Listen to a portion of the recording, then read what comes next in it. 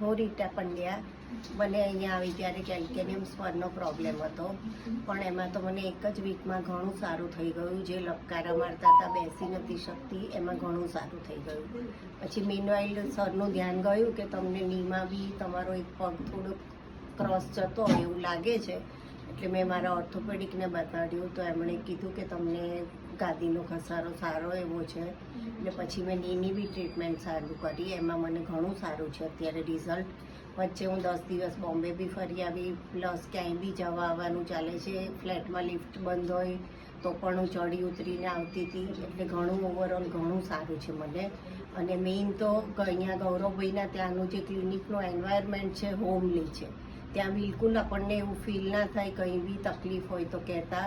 એમનો સ્વભાવ બી બહુ જ સારો છે, પ્લસ ના જે નિરાલી છે એમના ત્યાં એનો બી નેચર બહુ જ સારો છે. Very nice. હવે તમે મારા ત્યાં જોઈન થયા તો એ પહેલાં તમને કંઈક પાછળ આપણે હા, દુખાવો હતો? હા હા, મને ત્યાં આગળ ઉછળ્યા મણકાની વાત હા, ટેલબોન ટેલબોન, યસ. ફ્રેક્ચર હતું. તો એમાં કેવું છે હવે? એમાં બી ઘણું સારું છે. અત્યારે હું બેન્ડ થઈ શકું છું, કંઈ બી લેવું હોય, નીચે નમવું, બેસવું, કોઈ જ પ્રોબ્લેમ નથી. સરસ છે સર, 100% સેટિસ્ફાઈડ છો? એકવાર ચાલીને બતાવો.